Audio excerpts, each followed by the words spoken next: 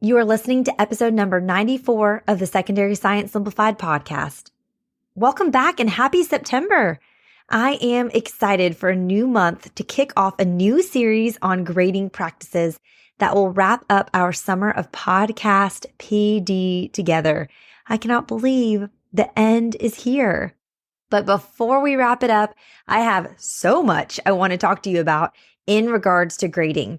But I feel like before we talk about any grading strategy or hack or tip, I need to address one of the hot topics around grading that I think is really unique to us secondary teachers, and that is cheating. Y'all, I hate to say it, but cheating is inevitable, but that doesn't mean we are totally helpless here. In today's episode, I'm going to share what to do in your classroom to best prevent it, how to respond when it does occur, and then we're going to end the episode with specific tips for those of you who use my It's Not Rocket Science resources. And I just kind of want to share how you can prevent cheating and kind of assure you if you are an It's Not Rocket Science resource user.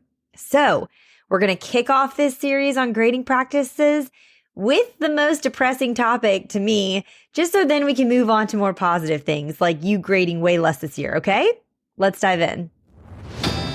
This is Secondary Science Simplified, a podcast for secondary science teachers who want to engage their students and simplify their lives. I'm Rebecca Joyner from It's Not Rocket Science. As a high school science teacher turned curriculum writer, I am passionate about helping other science teachers love their jobs, serve their students, and do it all in only 40 hours a week. Are you ready to rock the time you spend in your classroom and actually have a life outside of it? You are in the right place, teacher friend. Let's get to today's episode.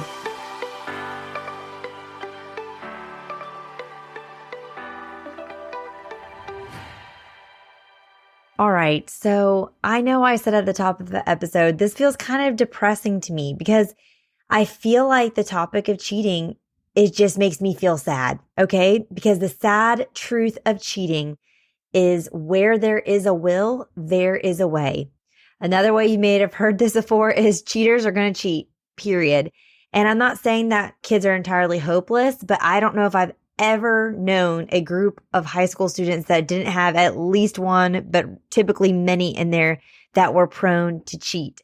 Okay. So it just, I don't know if it's a survival mechanism. I don't know if it's like truly just this deep integrity and character issue, but they cheat and it's going to happen. And it doesn't matter if you use textbook resources, if you purchase resources on TPT, or even if you write every resource from scratch for yourself, they will find a way. They will hack your computer, I'm sure, to get an answer key. I mean, these kids are industrious, okay? And they're, as my dad would say from Rhode Island, they're wicked smart, okay? They will find a way to get to the answers.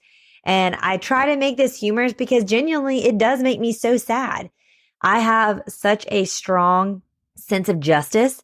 I have such like a desire for fairness to a fault. Honestly, I actually really struggle with offering grace to my students, and I need to do more of that. So talking about cheating truly, like I go from either being like enraged to just being like so sad about it. But I know a lot of you feel the same way. And so I want to equip you with this podcast episode. But I say all this to say, because this is something that really impacts me, like I can't just brush off cheating. I have no chill on a lot of things, but especially not cheating.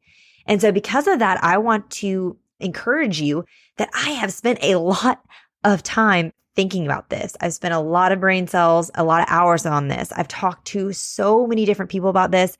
I've researched solutions. I've done action research in my own classroom. So I have invested a lot of background research into this. This is the best way I can say it. And so I do feel like I have some hopefully helpful tips to offer you today. So here's what I want to start with, and that's what can you even do on the front end to prevent it? Like we said, cheaters are going to cheat, but we still don't have to, leave breadcrumbs out for them and just lead them to the front door. Okay, so what can we do to prevent it? First thing I will say, and I feel like I got to preface this, a lot of this I'm going to kind of just like throw at you today, and we're going to circle back to it over the next few episodes and talk in a lot more detail. But for the sake of this episode, I just got to get it to you. So the first thing I'm going to say, again, it's kind of controversial. I barely grade anything for accuracy. Okay. And there's a lot of reasons behind this, which we're going to dive into. But nearly every formative assessment I am giving my students is either not graded or it's graded for completion because, as we all know, some students don't want to try if they're not going to get anything for it. I'm doing like big air quotes here. So sometimes even just offering them like a 10-point completion grade is enough to make them put their pencil on the paper, if that makes sense. So I'm not grading things for accuracy. And what I found is that my students don't feel this pressure or this urge to cheat as much when they realize like they don't need to do this to get, I don't want them to do this just to get like a perfect grade. Like they don't have to do this to get it accurate because I just want them to do it to learn. So I just want you to try, even if you don't get it right. I find taking that pressure off of it having to be right when they turn it in or when my eyes see it makes them less likely to cheat. I have genuinely experienced that in my classroom. Okay. The only things that I do grade for accuracy are things that are a lot harder for them to cheat on.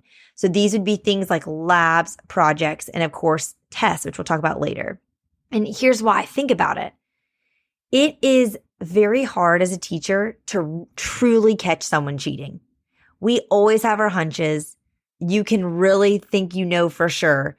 But unless you have like so much evidence, you don't want to be the person who's telling an admin or telling a parent that their student is cheating. Okay.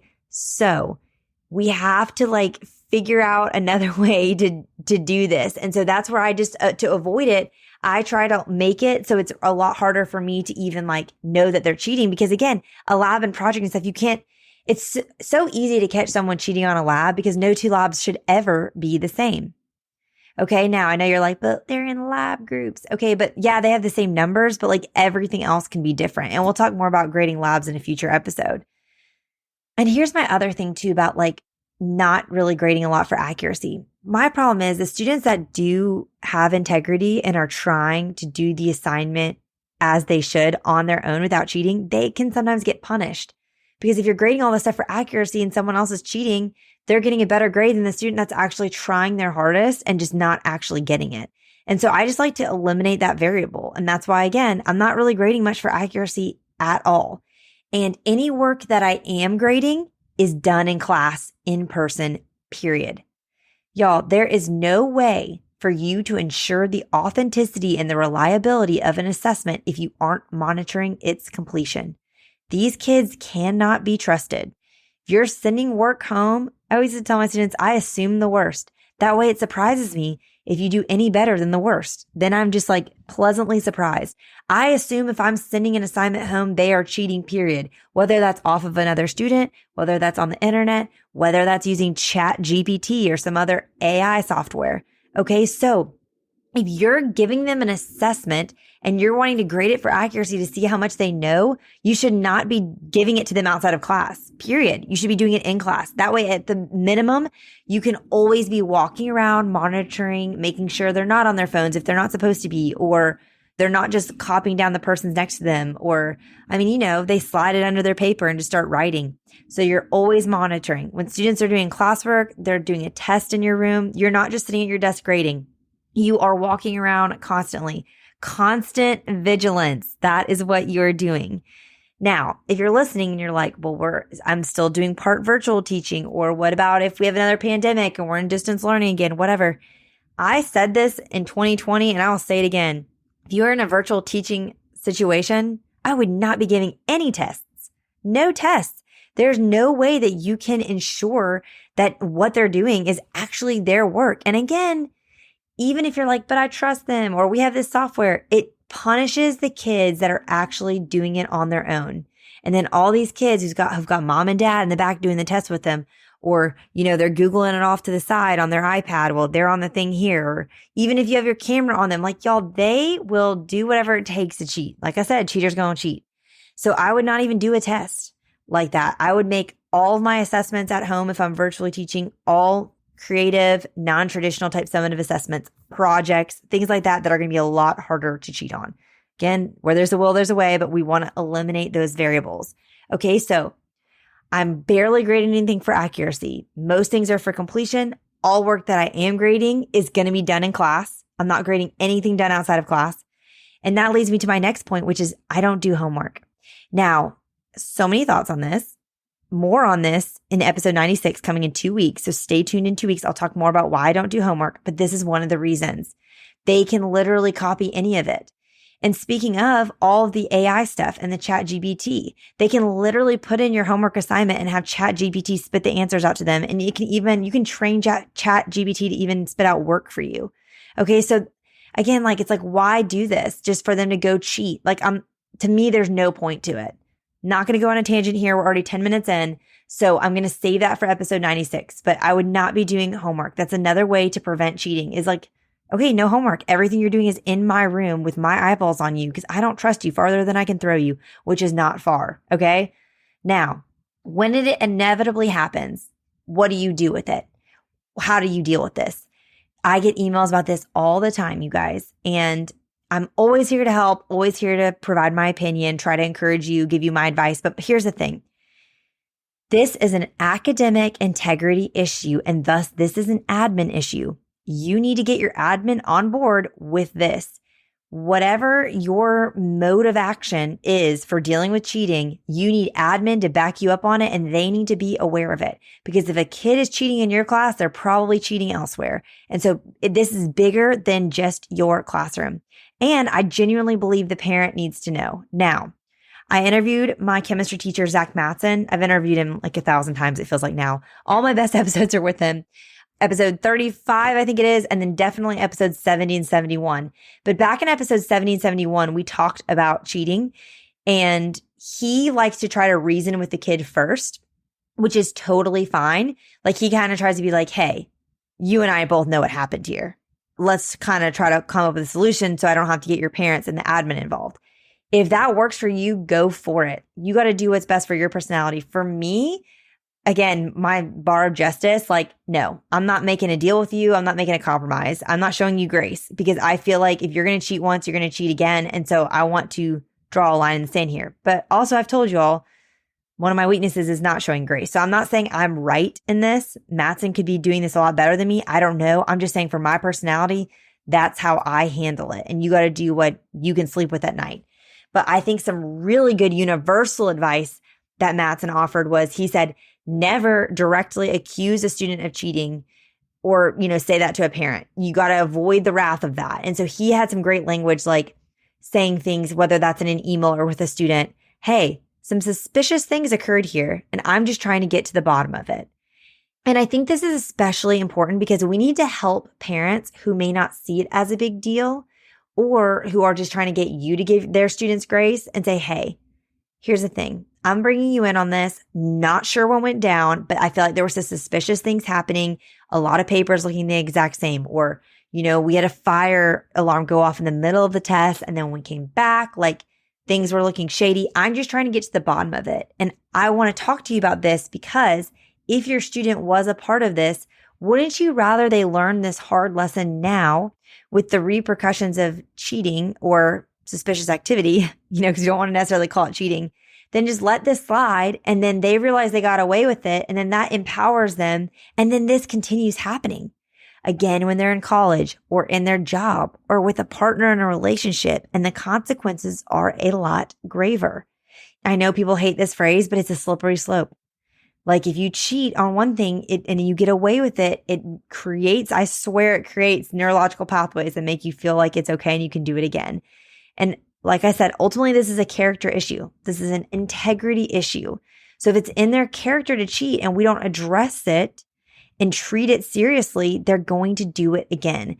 So my best advice for how to deal with it, I think having some sort of policy for how you're going to handle this. That could be a school policy. It could be a department-wide policy, but having something and knowing that you have people that will have your back, whether that's your department chair or your vice principal or your head principal, instructional coach, whoever, someone's going to have your back on this. And ahead of time, what do I do if this occurs? Now, also, if it actually happens, you can go ahead and get their opinion before you address a student or a parent about it.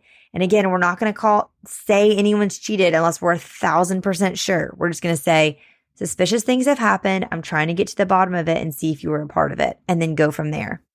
Personally, I really liked my school's policies in the past, which were always a 0 for the grade. And then, you can kind of make some deals. Like if it's a test they cheated on, they got a 0, that's going to wreck their grade. But you can make a deal and say, hey, your midterm grade can replace, your lowest test grade or something. And you can offer that to everybody. And so then that could replace a 0 or something. So it totally doesn't bottom them out. You can kind of be creative with the repercussions, but I do think there need to be repercussions.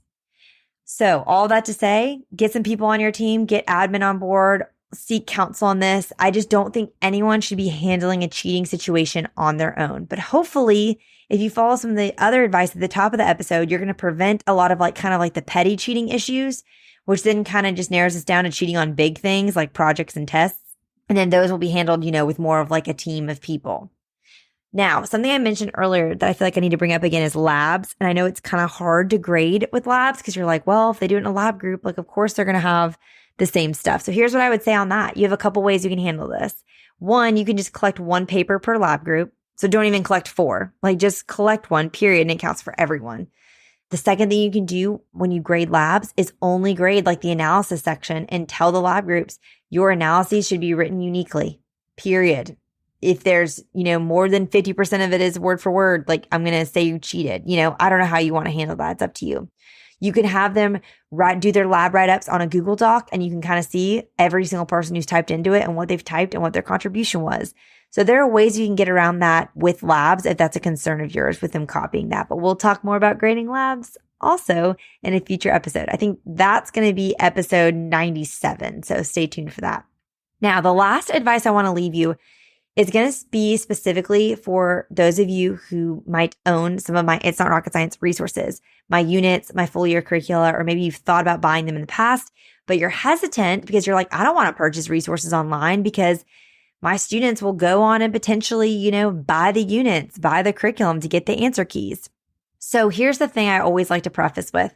Unfortunately, this is the case if you're using any resources you do not create entirely from scratch yourself.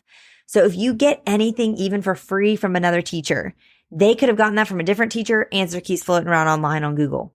You find something on Google, then you probably find the answer key on Google. Even if you're using textbook resources, kids can get on right now and buy a teacher version of any textbook on Amazon, eBay, or thousands of online used bookstores. So just like they can buy a unit off TBT, they can buy textbook resources off the internet. So not trying to make you feel depressed, but just saying it's a universal problem. Unless you're willing to write every single thing from scratch, that's going to be an issue that you have to address. Now, I have spent so much of my life trying to figure out the best way to prevent this. I mean, I have sent hundreds of messages to TBT trying to brainstorm, how can we prevent students from getting on and buying keys and things like that. I've also, now that I sell on my own website, I've done some research to try to figure out what I can do on the back end. And unfortunately, there's basically nothing because they can pretty much get around anything. And the fact that they can, use their parents' credit cards. So many of these students even have their own credit cards, 15-year-olds with their own credit cards. It's insane to me, but they have them now. So there's no way that I can really get around that. I have literally talked to web developers trying to figure out what can I do to safeguard this. And there's no way I can prove their identity when they sign up. So the alternative would be, well, why don't you just remove the answer keys, which I have also thought about doing. But the thing is, I wrote It's Not Rocket Science resources originally to serve new teachers new to a subject. So the chemistry teacher who's taught chemistry for 25 years and now has a section of anatomy and is like, what do I do? And also teachers who have multiple preps or are going on maternity leave and just need one of them off of their plate. And so that is the lens with which I write all of my curricula. And I want to serve those teachers. And those teachers tend to be teachers that desperately need the answer keys because it's a new topic or it's something they don't know or they don't have time to make keys because they have 16 preps or whatever. Y'all have the craziest schedules. So I need the answer keys in there to support those teachers because that is my first priority. I've thought about a vetting system where you can buy a unit or buy a curriculum and there's no answer keys in it. And then you have to fill out a Google form and apply to get access to the answer keys. But I've talked with several other curriculum writers who have done this and they've said it's a literal nightmare. Even y'all, I don't know if you're on my email list or if you follow me on Instagram. I talked about this on my Instagram for a while and I had hundreds of you DM me because I was like, okay, maybe I'll have people scan in their teacher ID or, show me where they are on the school website to show they're an educator, show me your educator email. And so many of you all came back with exceptions. Well, our student IDs look the same as teachers. We don't have a teacher photo ID. We don't have our names on the website for privacy matters. Our email addresses look the same as students. Like, y'all had so many things. One of you even told me how a student like literally stole your ID once and used it to get answer keys to something. It was like the craziest story. So all of that to say, it was like, okay, am I going to add, and this is going to become my part-time job to police this and then not even be able to police it. And then it also excludes all the homeschool teachers or teachers, who are at really small schools that don't have any sort of this kind of like proof. A lot of you don't have teaching certificates because you've come to this as a second year. So you don't even have that to show as proof. It just was crazy. And then of course, some of you are like, I know for a fact my students can make a Canva template that makes it look like they have an ID or they could make a fake website. Like, again, back to the start of the episode, cheaters gonna cheat. So no matter what I do, it's going to be a problem. And so I have to control things that I actually can control. And that's something I can't control. So here are a couple of things I've done to protect It's Not Rocket Science resources and protect the integrity of the resources for your use in the classroom. And at least to, again, provide more preventative barriers. First and foremost, I don't sell on purpose. I do not sell the majority of my resources a la carte or individually. I have teachers all the time ask me, will you just sell the tests? Will you just sell, this or this or that? And I tend to not sell that. I sell them within a unit. That's a minimum typically of $50 or the full year curriculum. So at least they're not getting to cheat on this test for $3 test that they bought on TBT. They're going to have to spend at least $50 and have access to a credit card to get it. So that eliminates some people off the top of the list that are going to try to cheat this way. The second thing is I have made my copyright info. This is something I changed from when I started writing curriculum, but I've made it as small and as inconspicuous as I can on the pages. It's in gray. It's super light. It's really tiny. When you print, you can barely see it. Now, I've had someone ask before if I can just erase it altogether. I cannot. If I erase my copyright information, I then forfeit all rights to the copyright if someone finds my work and attempts to claim it as their own. So legally, I have truly spent time and money talking to an IP attorney about this. I cannot remove my copyright unless I want to forfeit my rights to my own copy, which is my livelihood. So I cannot do that. But you can manually white it out by hand before you make copies of the packet for your students, or digitally before sharing the packets. You can insert a little white square shape, just like you would in PowerPoint on the slides, and cover it on every page. You can do that. It'll blend in the background and students are not going to notice it unless they zoom in and try to move the box. Okay. So there are ways that you can blot that out if you'd like. Third thing that I've done is on my YouTube channel, which I know a lot of you use with your students to watch the lecture videos. I don't put links to anything of mine there. Promotionally, it would probably be better for me if I did. I'd link to the unit or whatever, and then maybe more teachers would find it and buy, but I don't do it to try to, again, make it easier for students to find me. Yes, of course, they can Google It's Not Rocket Science resources, but again, it's not a direct link, so it's going to make it a little bit more challenging for them. The fourth thing I've done, and this is the largest investment of my resources towards this, is the very first person I ever hired to help me with It's Not Rocket Science was my legal assistant, and she's still with me today. She has worked with me the last 5 years. I hired her because I've had issues in the past when I taught AP biology. I used a lot of textbook resources and College Board materials, and the answer keys were all over the internet. Sometimes it's students getting a hold of them, putting them up. Sometimes it's teachers literally posting them on their class website for their students to check their own work, not realizing everyone on the internet can see it.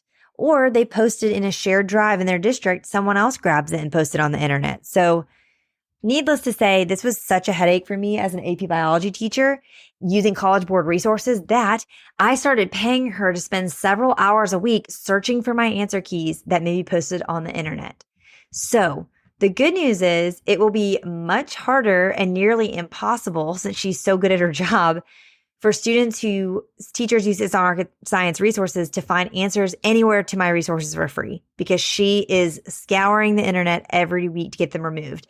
And the nice thing too is if some pop up, if you see them, you can send me a direct link and she can usually get it down in 24 hours. So even this comes to kids making Quizlets. And then maybe you wanted your students to make a Quizlet and it has all the right answers. We can get those down too. So that has been an investment I have made on y'all's behalf. And I do think that helps make a difference. So at a minimum, we're preventing students from cheating for free in that instance with my legal assistant and all that she does. Now, fifth thing I've done for It's Not Rocket Science resources is I have tried to include very minimal answers when you get to the labs and of course the projects on those answer keys. I try to leave them open-ended. Obviously, all the practice handouts and stuff have answers to support you, but the labs and stuff don't. And so if you follow my advice at the top of this episode and you're only going to grade labs and projects for accuracy, then a student who purchases a unit to get the answer keys is out of luck because okay, they got the answer keys to the practice. That does nothing for them because you're going to do the practice in class. You're not going to grade it, or you're just going to grade it for completion. So it won't matter. So that will hopefully help too. Sixth thing is all quizzes and tests are in an editable format. So not all my resources are editable, but quizzes and tests always are. So you can easily tweak the multiple choice or even just change out the numbers for quantitative problems. And with minimal effort, you tweaked the test enough that you can catch cheaters who have bought it and are using the answer keys and trying to copy them there. So you can just tweak that. Writing a test or a quiz from scratch takes so long.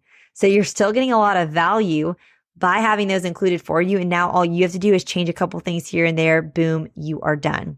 And then the seventh thing I've done to support It's Not Rocket Science resource users is how I've written the tests in general. Y'all, the test questions are not surprises.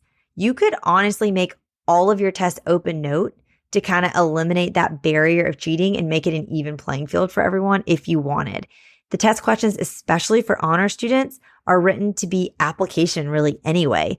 The CP tests obviously have more matching and more lower level like Bloom's taxonomy vocabulary type questions, but the honors especially they could have their notes, but if they don't know how to actually do the skills that we've been taught, then they won't be successful on the test anyway. So I want to encourage you with that too. Even if they bought it and they get the answer key, okay, are you going to memorize all of it? I mean, that would be pretty hard, but even if you do, it's still going to be a challenge for you. So hopefully that encourages you.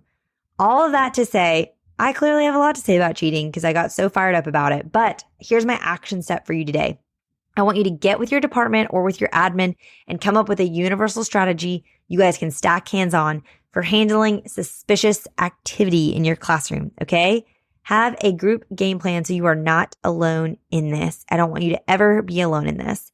And I hope this encourages you, whether you use It's Not Rocket Science resources or not, that we're doing the best we can to support you in this with what we have and what I have in my personal capacity to help you with this.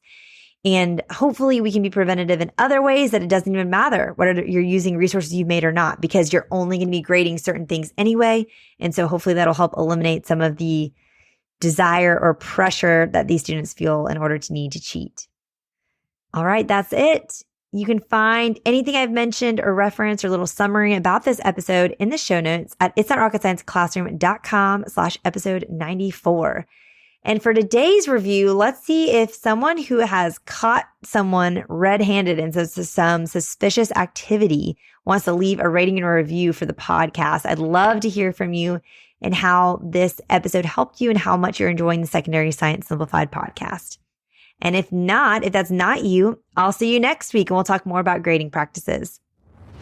All right, teacher friends, that wraps up today's episode. If you're looking for an easy way to start simplifying your life as a secondary science teacher, head to itsnotrocketscienceclassroom.com/challenge to grab your classroom reset challenge. And guess what? It's totally free. Thanks so much for tuning in, and I'll see you here next week. Until then, I'll be rooting for you, teacher friend.